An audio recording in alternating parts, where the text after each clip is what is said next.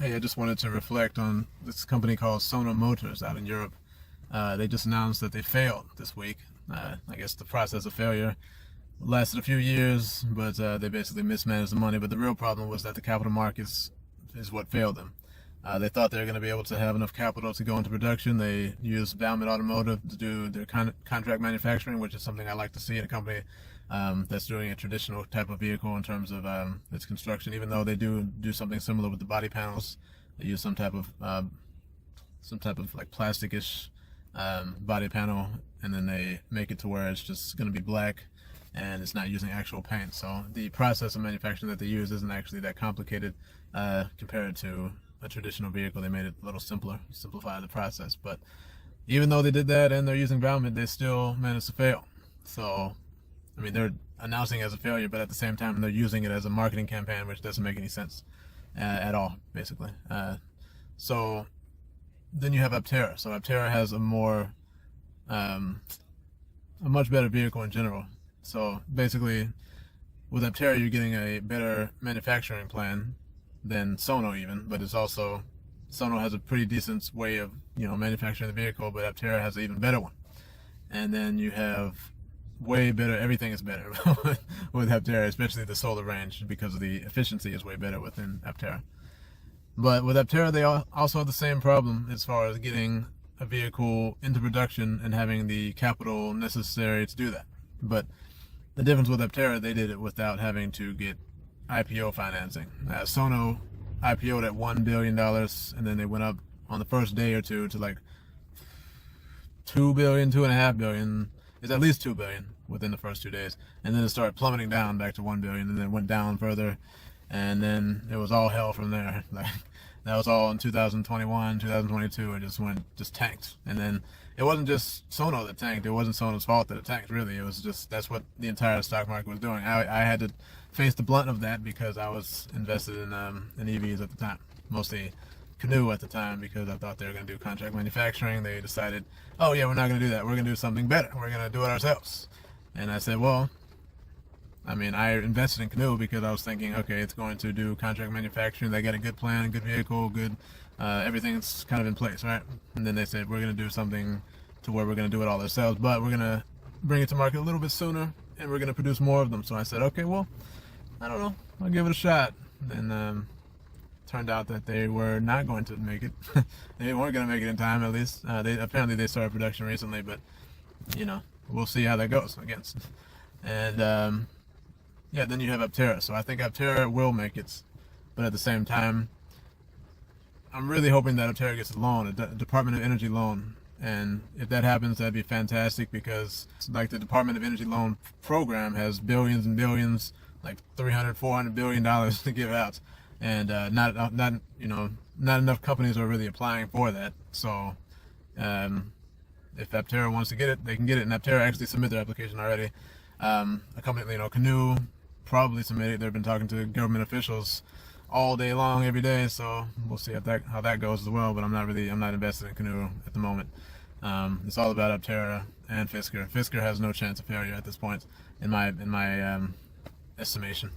Sono's stock price didn't take that much of a hit yesterday, but today it's finally taking a hit. So basically, it hit $1 yesterday, and just kind of went up from there because it has like a $1 effect. Basically, once it hits that $1, once it hits any like solid number like that, especially $1, it's gonna have a rebound effect no matter what, pretty much. Especially because at $1, the stock, if it goes below $1 for an extended period of time, it has to, the company has to do a reverse stock split anyways, so that they can raise the price of the stock. Because if it's under $1, then it gets removed from the traditional stock exchange. It goes on the over-the-counter stock exchange markets, and that's not really what you want. So they try to get it out of that area.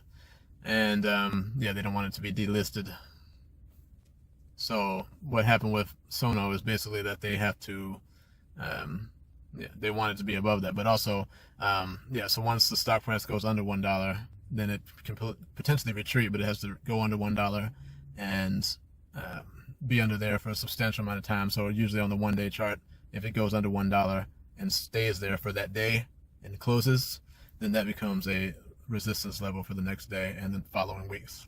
basically, but at least on the next day. So it goes back up to $1 and then it retreats from the $1 and goes down to 50 cents basically. So basically Sono is screwed because today it actually went down under $1 and now it's substantial. So it went down to like 88 cents, which is a far enough move to where you can solidify the move. And then since it didn't go down to 88 cents and go back up to over $1, this company is really screwed now. So, and then you have Arcimoto. Arcimoto has a market cap of like 10.6 million market cap right now, which is awful, really, really awful. And they're actually making cars. That's a 3-wheel vehicle, and there's a lot of problems with that. I could go on about that company, but their vehicle sucks compared to what an Aptera is. So yeah, you have a solar electric vehicle in Sono, you have a 3-wheel electric vehicle in Arcimoto, but you have a evolution in Aptera. And Aptera has a wave of followers compared to those other companies. And because of the capital intensity being less with Aptera, they have a much better chance of success. And I'm really hoping for the best with the company. Aptera's market cap is something like $708 million right now. And I think that's after IPO, depends on when the IPO is and how far production has gone along at that time. And then we can see at least a $2 billion market cap or higher, but it really depends on, how far advanced Aptera is in the process. So if we have something really good going on with that, then we're going to have a high market cap. If we don't, then it's not going to be as good. As simple as that. But I'm thinking that Aptera can definitely get closer to 5, possibly 10 billion market cap within something like the first 10,000 vehicles produced, or possibly 5,000 vehicles produced. Yeah, something like that. 5,000 vehicles produced, I think Aptera can be at a 5 to 10 billion market cap. I'm sticking with that. So right now it's at 708 million, and then it can go up from there. So it's still a good investment opportunity. It's just that when Aptera actually started their investing off, they started, not started, but they were at a 500 million market cap, then they went up to 600 and something, now 708.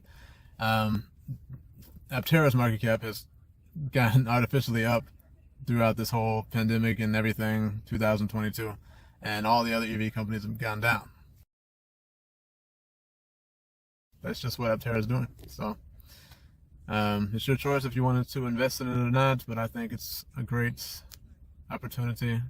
I think Fisker is going to be the most obvious opportunity that you have no chance of failure. But Fisker's market cap is something like 2.24 billion market cap right now, which is way higher than the rest of the cars in the industry outside of Lucid, Rivian, and the other ones like Xpeng, Li Auto, and Neo, and the rest. But the thing is, Fisker is in that pillar, in that talking area with Rivian and Lucid. Rivian and Lucid have market caps substantially higher, but actually their market caps has been going down a whole lot recently. Lucid's market cap is like 14.28, sorry, no, I think a little bit higher, 14.6 something market cap today, and that's really, really bad compared to what it used to be when it was over 30 billion, and then it used to be over 70 billion market cap around this time last year, November at least last year. So their stock could recover, or it could go down worse. But actually Elon Musk posted recently that, I think it was today, that he thinks that Lucid Motors is going to fail, and they very well might fail. And Rivian has a better chance of being successful because of a lot of other factors. So if we're comparing the two, Lucid and Fisker, then obviously Fisker is a better choice for investment, and Fisker is going to be the one that succeeds. Fisker has an asset-light model, and yeah, I can go on and on about this, but yes, Aptera, better manufacturing, better situation as far as using a 3-wheel vehicle and having less certification necessary, and evolutionary vehicle. I like to say that Tesla was the revolution and Aptera is the evolution of EVs.